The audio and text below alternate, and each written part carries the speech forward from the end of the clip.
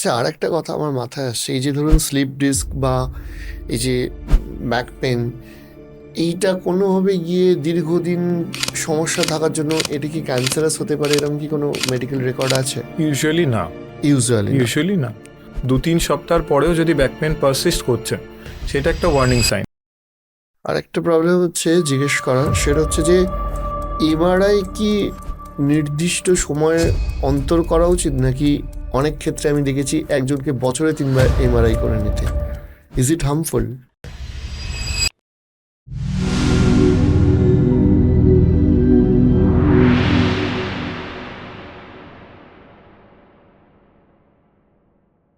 আচ্ছা, আরেকটা কথা আমার মাথায় আসছে, এই যে ধরুন স্লিপ ডিস্ক বা এই যে ব্যাক পেন, এইটা কোনোভাবে গিয়ে দীর্ঘদিন সমস্যা থাকার জন্য এটা কি ক্যান্সারাস হতে পারে, এরকম কি কোনো মেডিকেল রেকর্ড আছে? ইউজুয়ালি না। ইউজুয়ালি না। ইউজুয়ালি না। ওকে। যদি আপনার ব্যাক পেন কারোর হতে থাকে, জেনারেলি আমরা বলি ওয়ার্নিং সাইন, মানে 2-3 সপ্তাহ পরেও যদি ব্যাক পেন পারসিস্ট করছে, সেটা একটা ওয়ার্নিং সাইন, মানে আপনার এই ব্যাক পেনটা কিন্তু প্রবলেমেটিক হতে পারে।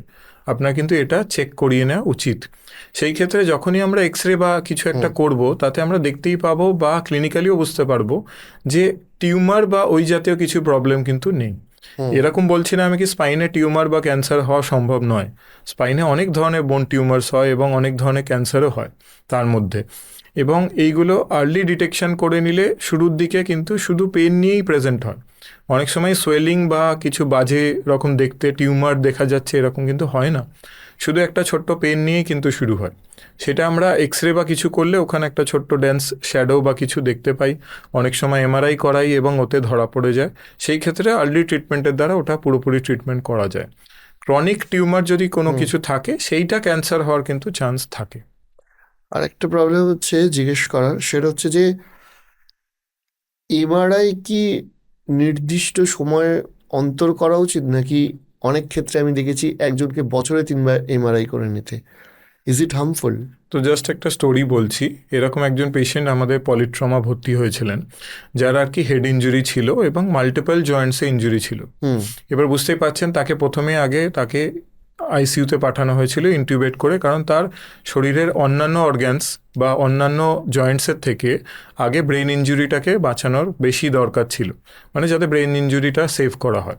তো সেই ক্ষেত্রে তার অন্যান্য যা ইঞ্জুরি হয়েছিল সেগুলো অতটা আমরা শুরুর দিকে এক্স রে ছাড়া ডিটেক্ট করার প্রয়োজন বোধ করি না। আমরা আগে পেশেন্ট ফার্স্ট, তারপরে অন্যান্য, মানে লাইফ ফার্স্ট, তারপরে অন্যান্য লিম সেভ করা হয়। তো সেই ক্ষেত্রে আমাদের প্রোটোকল ওয়াইজ ট্রিটমেন্ট করার পর যখন তার লিম্বের বিভিন্ন প্রবলেম দেখা গেছে, তখন তার একদিনেই ধরুন 2-3টে এমআরআই হলো, বা 2-3 পর তার 3-4টে এমআরআই করে দেখতে হয়েছে যে কোন লিগামেন্টে কতটা ইঞ্জুরি আছে, স্পাইনে ইঞ্জুরি আছে, তার তার দেখা গেছে হিপে ইঞ্জুরি হয়েছে। এইগুলো বিভিন্ন ক্ষেত্রে এক্স রেতে প্রথমে ধরা পড়েছে হ্যাঁ মাইনার ইঞ্জুরি আছে, তারপরে দেখা গেছে হ্যাঁ এমআরআইতে ক্লিয়ার কাট ইঞ্জুরি হয়ে আছে এবং লিগামেন্ট সাথে অনেকগুলো লিগামেন্টে ইঞ্জুরি হয়েছে। এমআরআই এর অর্থ হলো ম্যাগনেটিক রেজোন্যান্স ইমেজিং। এটাতে কি কাজ হয়, এটা বডিরই যে ওয়াটার পার্টিকেলটা থাকে সেইটার আয়োনাইজেশন করা হয়। সেইটার দুটো আয়োনাইজেশন করে ওই যে হাইড্রোজেন অ্যাটমগুলো তৈরি হলো, ওই আয়োনাইজেশনটা প্রথমে তৈরি করা হয়, তারপর ব্রেক করা হয়। এতে যে এনার্জিটা রিলিজ হয়, এইটাই ওই এমআরআই মেশিনটা ক্যাচ করে। তাহলে কি বাইরে থেকে কিছু রেডিয়েশন আসছে? না, এটাতে কোনো রেডিয়েশনে কোনো রিস্কই নেই। তো আপনি যদি দিনেও 2টো এমআরআই আপনাকে করতে হয়, ইনি ভয়ের কিছু নেই। অবশ্যই মানে আমাদের পকেট খালি হয়ে যাবে, কিন্তু সেই ক্ষেত্রে এমআরআই এর কোনো শরীরের প্রতি কিছু ক্ষতি হচ্ছে না। আর একটা লাস্ট, আপনাকে অনেকক্ষণ আটকে রেখেছি, still a very famous injury, tennis elbow. Sachin তেন্ডুলকারের হয়েছিল, আমরা অনেক শুনেছি এটা নিয়ে। অথবা বিভিন্ন টাইপের যে এলবোতে যে ইনজুরিগুলো হয়, সেইগুলো কীরকম কেস আপনাদের কাছে আসে? তো এলবোর, tennis elbow most common injury, এটাতে কোনো ডাউটই নেই। এবার স্পোর্টস ইঞ্জুরি, যেটা আমরা এতক্ষণ ধরে কথা বলছি, যে নামটা স্পোর্টস ইঞ্জুরি, কিন্তু হচ্ছে যারা স্পোর্টস খেলছে না তাদেরও সবার কিন্তু হয়ে থাকে। টেনিস এলবো হতে দেখেছি। একদম।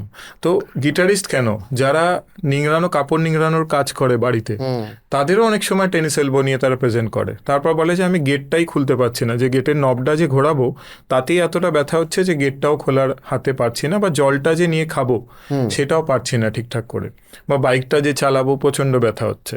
সিমটম কিভাবে প্রেজেন্ট হয়, যে এলবোর কাছে সাইডের দিকটায় ব্যথাটা শুরু হয়, মানে এলবোটা যদি সোজা রাখি বাইরের সাইডে ইউজুয়ালি টেনিস এলবোর ব্যথা প্রেজেন্ট করে। কেন টেনিস এলবো কথার অর্থ কি? টেনিস এলবো কথার অর্থ হলো ল্যাটারাল এপিকন্ডাইলাইটিস, মানে এই যে এলবোর মাসেলটা এখানে এসে হাড়ের সাথে লাগছে সেইটা বারবার ইউজ করার জন্য এগেন সোয়েলিং বা ইনফ্লামেশনের দিকে চলে যায়।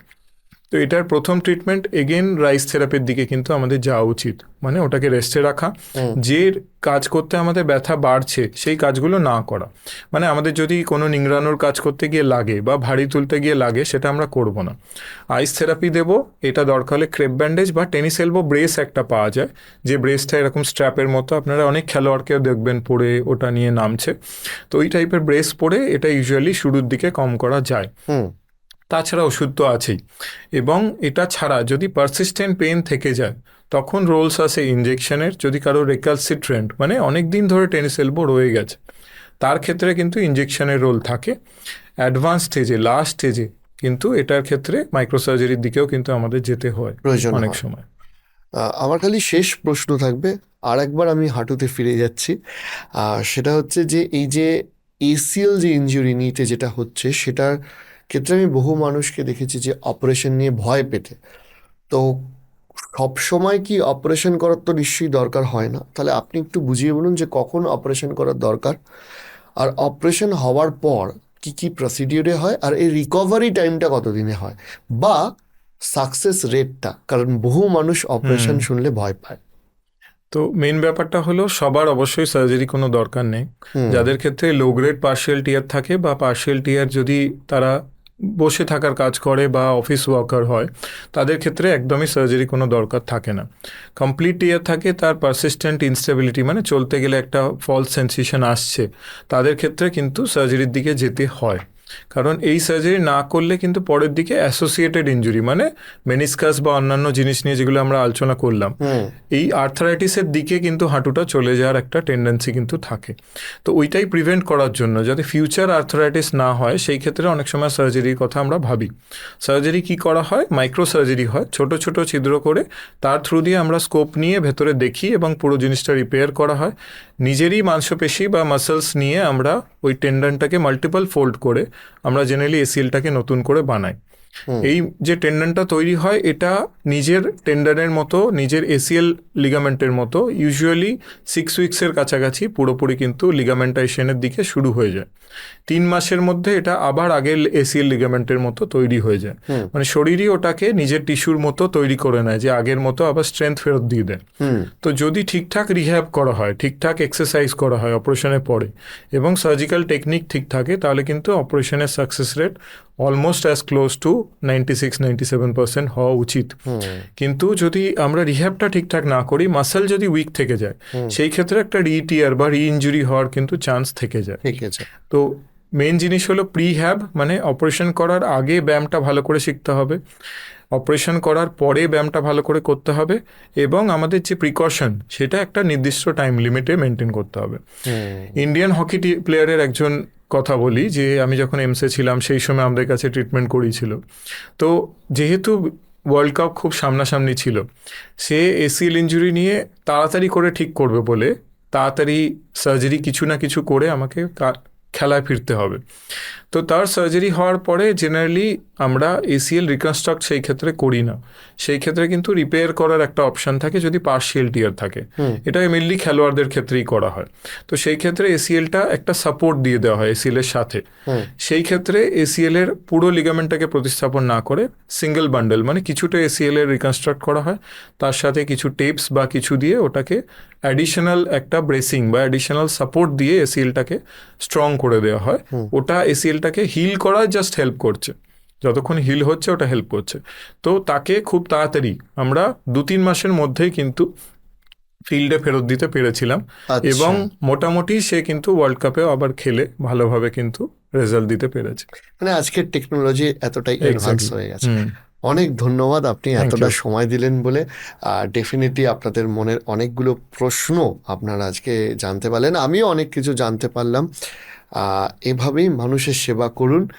আর আমাদের একটা কমন বিষয়ও বেরিয়েছে যে আমরা একই স্কুলের ছাত্র, তার জন্য আরও একবার ধন্যবাদ জানাই আমার এই শোতে আসার জন্য। আরও অনেক প্রশ্ন থেকে গেল, সেগুলো আমরা জড়ো করে পরে আপনার সাথে আবার একদিন বসার ইচ্ছা রইল। অবশ্যই। আজকের জন্য এখানেই শেষ নমস্কার। করতে হচ্ছে। নমস্কার। নমস্কার।